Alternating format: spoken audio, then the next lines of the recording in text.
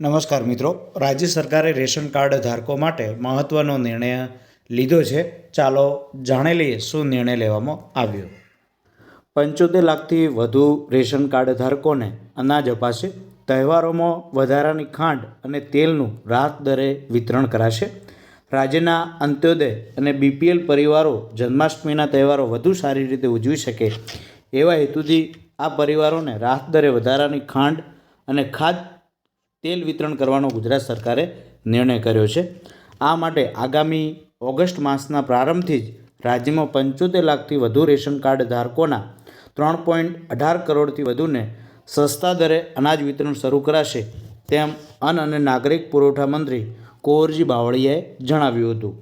જન્માષ્ટમીના તહેવાર નિમિત્તે નેશનલ ફૂડ સિક્યોરિટી એક્ટ હેઠળ સમાવિષ્ટ કુટુંબો તથા નોન એનએફએસએ બીપીએલ કુટુંબોને ગુણવત્તાયુક્ત ખાદ્યતેલ ડબલ ફિલ્ટેડ સિંગતેલ બજાર ભાવથી ઘણી ઓછી કિંમતે કાર્ડ દીઠ 1 લીટર પાઉચ ₹100 પ્રતિ લીટરના રાહત દરે અપાશે.